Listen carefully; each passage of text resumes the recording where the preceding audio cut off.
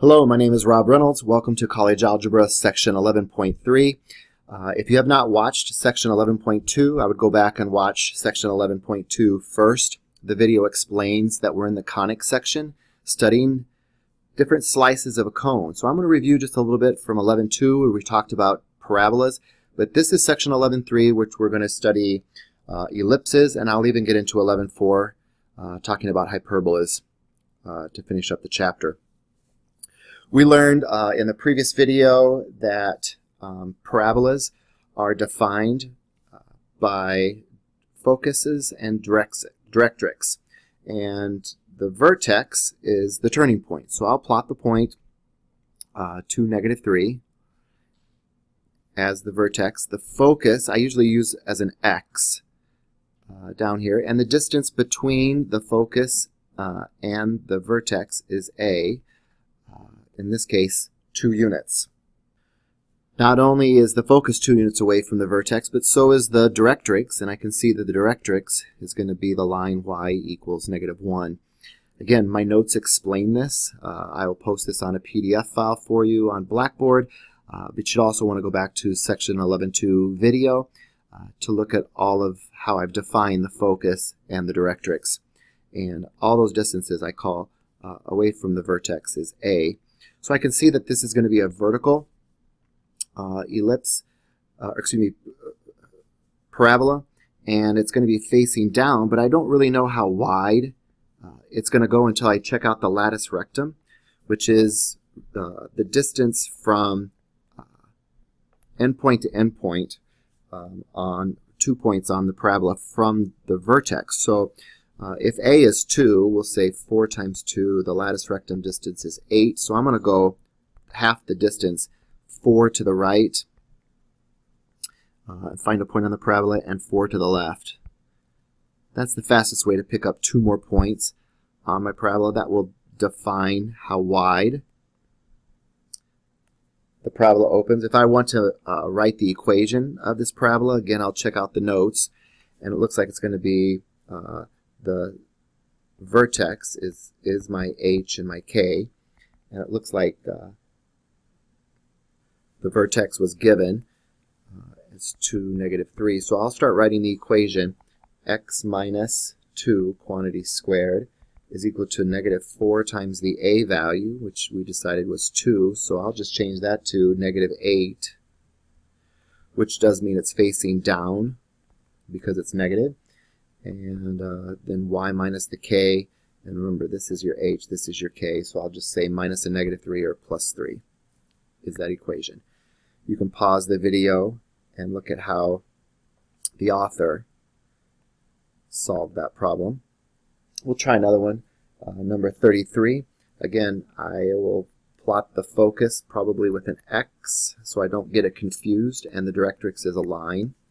I'll plot those two, and I know that in between the focus and the directrix is the vertex. So if the directrix is at 2 and the focus is at -3, 4,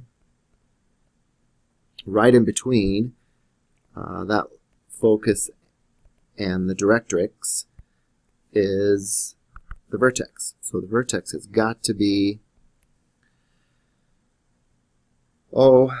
probably at -3, 3. Again, I can see that this is going to be vertical, so I'll use that same equation. X plus 3 quantity squared is equal to 4 times the a value, which is just going to be 1, y minus 3. To find out, again, how wide it is, I'll check the latus rectum, in this case 4 times the a value, which is 4. So I should have gone maybe a little bit more accurately, graphing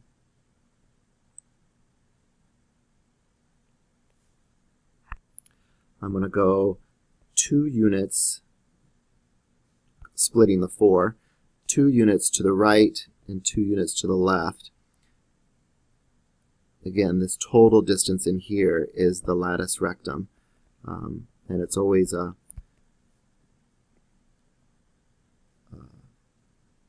has the same y values as the vertex, the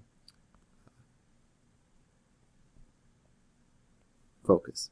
So if this is negative 3, 4, this is going to be negative 1, 4, so it has the same height, and negative 5, 4. Sometimes you have to complete the square to find the equation of the parabola.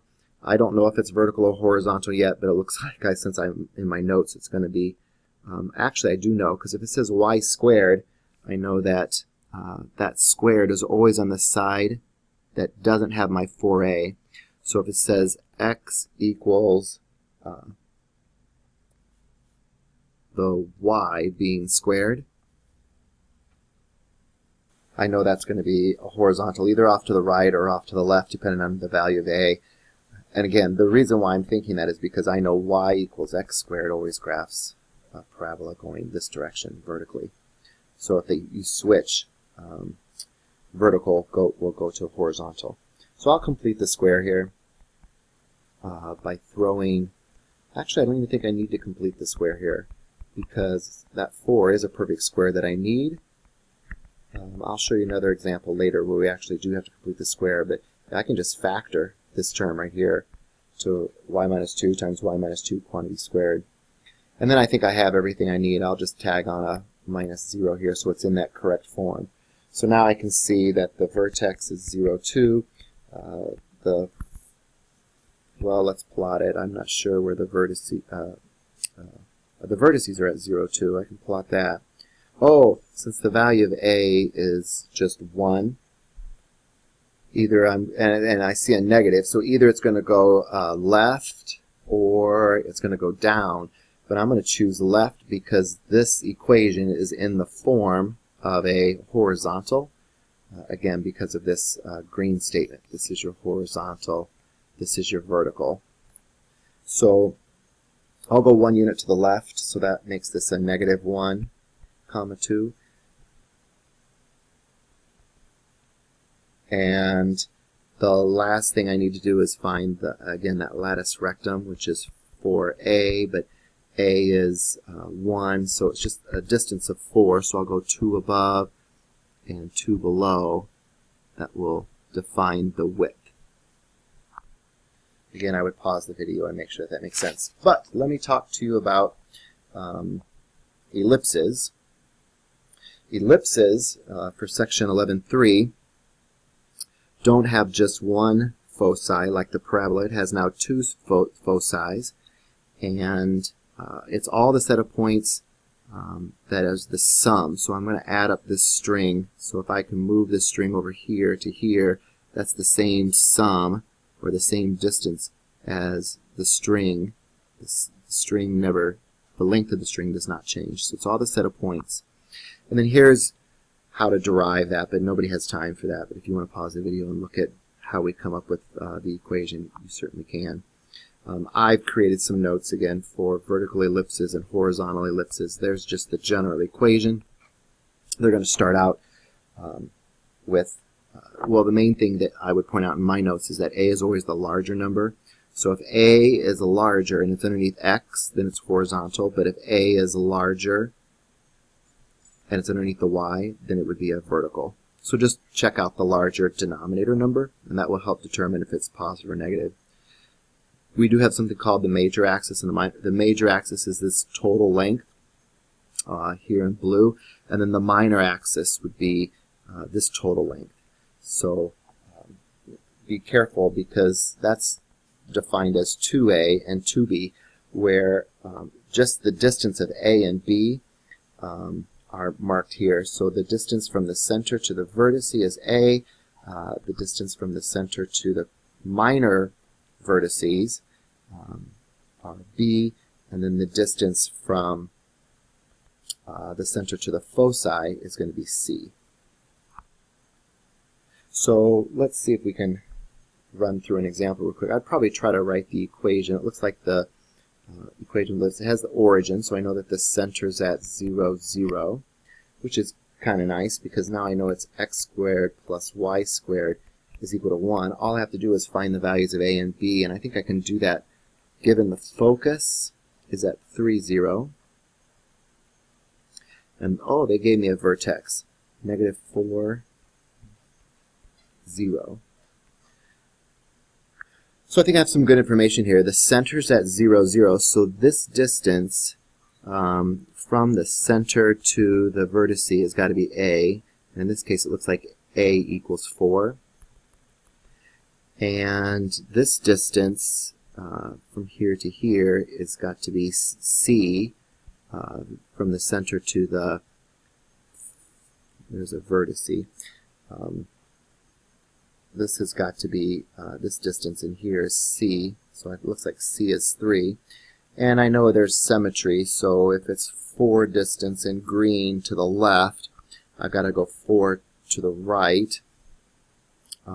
So A is 4, it looks like C is 3, and there's a nice definition to find, or the relationship between A and B, and it's C squared is equal to A squared minus B squared. Almost the Pythagorean theorem, A squared plus B squared equals C squared, but instead of a plus, it's A squared minus B squared, which is a little bit confusing because this is a minus here, but ellipses have a plus. And here, just the opposite sign. So if I follow that definition, A squared minus B squared equals C squared, and plug those things in, this is 16 minus B squared is equal to 9, and B squared will turn out to be 7. So this isn't nice. And actually, B squared is what I wanted down here. So the larger number, who's larger, the square root of 7 or 4? I would say 4 is larger, and I need this to be vertical because that's the major axis here. So I'm going to stick the A value underneath the, actually this is going to be A squared down here. So I'll say x squared over 16 because A is just 4. And then this is the B squared, so I'll go back to this 7. And set equals 1. So there's the equation. And the graph of that, well, the square root of 7 is more than the square root of 4, but less than the square root of 9. So somewhere in between 2 and 3, I've got to go up somewhere between 2 and 3. So there's kind of a, I'll go down to, there's kind of a, somewhere between 2 and 3. So again, that's the B value here, which is the square root of 7, that blue distance.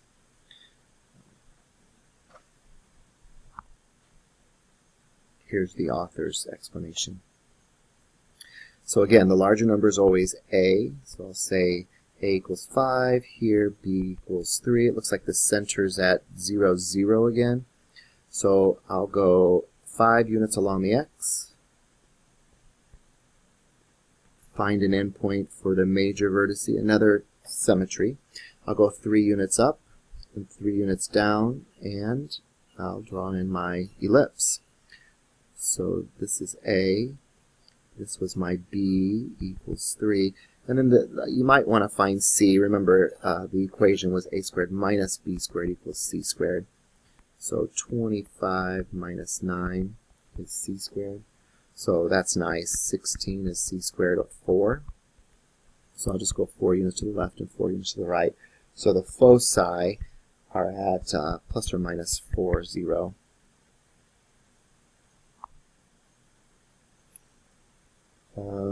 Sometimes we have vertical ellipses, and you can tell it's vertical with the larger numbers underneath the y value. I'll divide everything through by 9 because we always set ellipses equal to 1.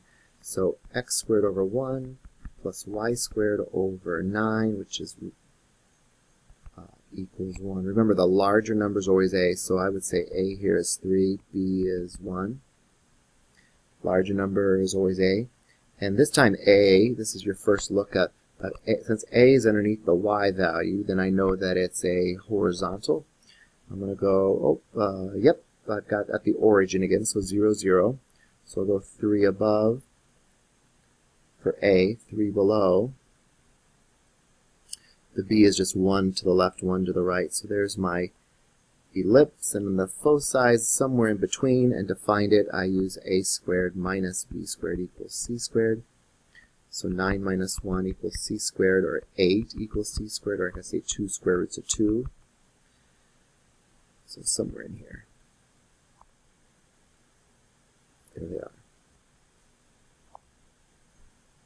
I'll skip 4 for the sake of time. I want to show you one where I complete the square. Again, you can slow this video down. Work out example 5 if you like. There's the answer for example 5. Just pause the video. Here's example 6. Perfect. Kind of wanted to do one where I had to complete the square. So I'm going to put all the x's together. Oh, and factor out a 4. So 4 times the quantity, x squared minus, what would that be, 2x. And then I'll throw the y's together, which is plus y squared plus 4y. Either I usually get rid of this 4 and throw it on the other side. It might be a little counterproductive because I think I could use that 4. But I usually just throw the constants on the other side. And then I do something called the star step, which is half the middle term, half the b term, and then square it. So in this case, b is 2, so negative 2 divided by 2 is negative 1, but negative 1 squared is just a 1. But I didn't really add 1 to this left side of the equation. I really added a total weight of 4, so I'll add 4 over here. And for this guy, again, I'll take half the middle term, so 4 divided by 2 squared is a 4, and then I'll add that 4 back. What that allowed me to do is complete the square. So it's 4 times all of this factors to x squared minus 1, quantity squared. The green is really y squared plus 2. That's all of this factored. Quantity squared is equal to, and I think everything over here is just a 4. So if I divide each term by 4, remember I got to set it equal to 1, I finally come up with an equation, oops, that's not there, x minus 1 quantity squared over 1 plus y, that's not there, I'm so sorry I didn't factor very well, y plus 2 quantity squared over 4 is equal to 1. A is always the larger number, so I know A is 2, B is 1. Since A is underneath the y value, I know that it's vertical. I'm not starting at the origin though. Here it is. The x value, the center is, how about h? Usually we call it h and k. But here's my h, so the opposite would be this. The opposite of this negative 2 versus positive 2 is negative 2. So there's my center, 1, negative 2. And I'm going to go 2 units along the y. 2 units along the y because there's symmetry above and below, and 1 unit along the x to the right and to the left. Draw that in. And then, of course, I would use my a squared minus b squared equals c squared in order to find the foci, which lies somewhere in here. Mathematically, evidently, they turn out to be negative 2 plus the square root of 3 and negative 2 minus the square root of 3. And you can work on that. I want to talk to you briefly at the end of this video about hyperbolas, which instead of talking about the sum of the strings, now we're going to talk about the distance. So we still have 2 foci, but now we're talking about the difference between the 2 points. And again, nobody has time to if you would like to take time, you can, but that's a long process. Here's the general equation. It looks the same as an ellipse, but now instead of a plus, now we have a minus right here. So that's the only difference. In my notes, I would say the larger number is not always a, but a is always the positive number. And what I mean by positive is, see, this first term is positive. So if the first term is positive, I'll put x first, forcing it horizontal. If the first term is positive, or a is always, hopefully they put a to be first. Always. I've seen them sometimes trick you, but if a is first, then the y is positive, and if the y is positive, then it's vertical. So hopefully they'll be nice to you. What I mean by that is they usually stick the, if you were to write 4 minus 5, that's the normal, but sometimes people can trick you and stick the negative first and do negative 5 plus 4. So hopefully they won't put the negative term first. If they do, just flip it around. So to show you a quick example of this, again, we're at the center, which is nice because now I know I'm at the origin. H and k is 0, 0.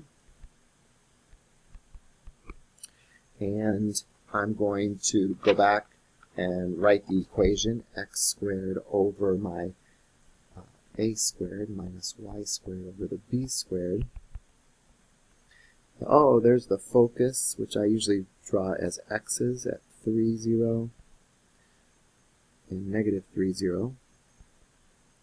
So already I know the distance from the center to the focus. That I think we let that be c. So c must be 3. And one of the vertices is at negative 2. So there must be another one here at positive 2 if we have symmetry. And, oh, I know that I'm always going around from the vertice around the focus. So hyperbolas don't come together like ellipses. They go apart, kind of like two separate parabolas. And I also know that the distance from the center to the vertice is a. So in this case, a was 2. And if a is 2, I can start writing this equation. This is going to be x squared over 2 squared, or I'll just write 4, minus y squared over, oh, let's go find the b. So in this case, since this is a minus, my equation changes to a squared plus b squared equals c squared again. Remember, that's a little confusing because it's always opposite. If this was a minus, then in the equation you use a plus. For ellipses, if this was a plus, then this would be the minus. So we'll plug it in here. A squared is, well, since a is 2, 4, plus b squared equals c squared. Now c was 3, so square that, and I get 9. So b squared is 5, which means the value of b is just the square root of 5, which is a little bit less than 2, which is kind of important because that will form this box that I'm going to start creating. This is the square root of 5. And the reason why I need this box is because that will help me find the equation of the asymptotes, which I'll talk about in just a moment. Here's the author's answers. Notice he didn't put asymptotes in yet. So again, A's, I like it to be first. It's always positive. So here A is 4, B is 2. If A is 4, it looks like I'm at the center again because there's no H's and K's. So I'll start at the center, go 4 units along the x because it's underneath the x. So 1, 2, 3, 4, 1, 2, 3, 4, and 2 units along the y will create this nice box that I keep talking about. Now, even though we have points here, the vertices are always along the A, called the major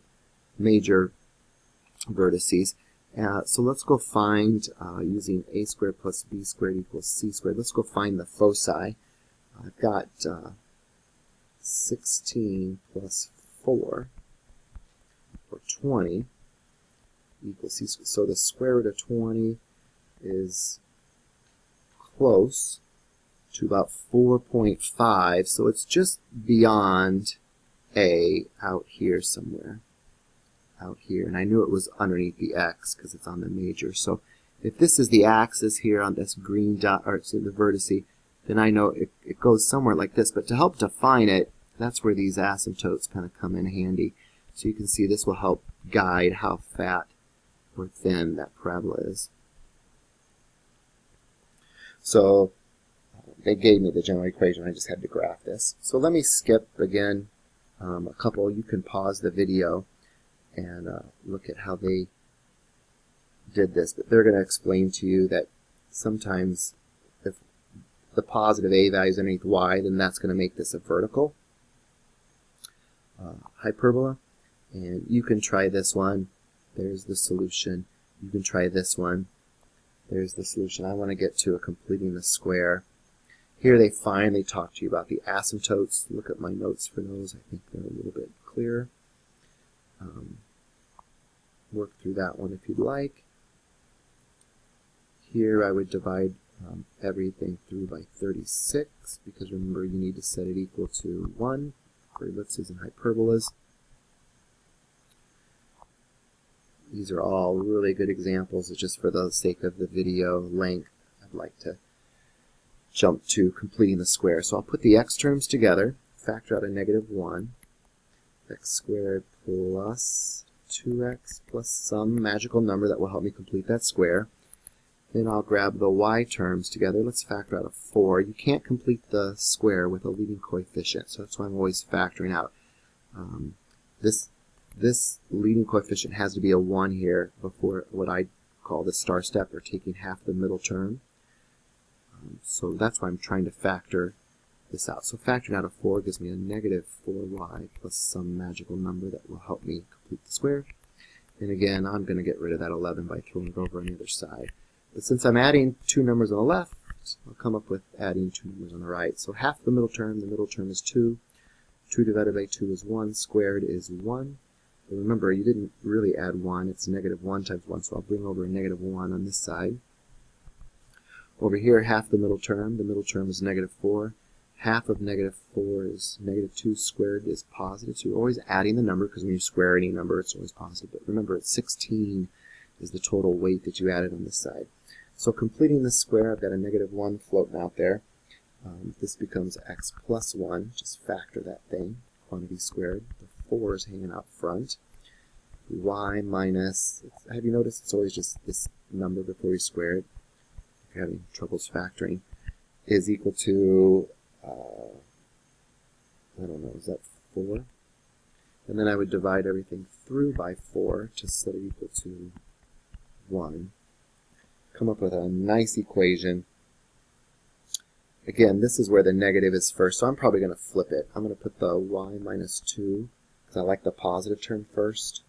So it follows my rule that a is always first, so here a is 1, minus x plus 1 quantity squared over 4, but here a is 2, instead of equal to 1.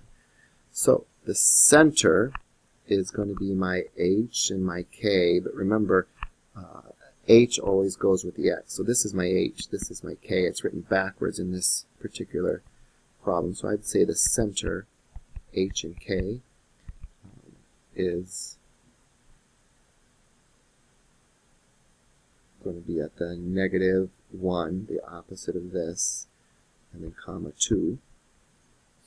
The vertices are going to be 1 unit away from that along the y, and 2 units along the x. So let's plot this. Negative 1, 2 is the center. I'll go 1 unit along the y, up and down, and then 2 units along the x in order to get the box. And since the y is positive, I know it's coming this direction and this direction, but I'll get the asymptote in here. So it defines how wide this is. So the equation of the asymptote are always lines, and you can write the equation of the line as y minus y is equal to the slope, x minus x, and then just use this center point, which we have right here, as my x and my y's. And then the slope is either a over b or b over a, but I don't worry about a over b or b over a. I just kind of look at the box. So it looks like it's the slope is rise 1 to get to the box and run 2. So I know that the equation of this is going to be y minus 2, which is the k value, is equal to plus or minus, because I have a positive asymptote and a negative asymptote. 1/2 was that slope, x minus, and then the h coordinate, which is x minus a negative 1. I'll just say plus 1.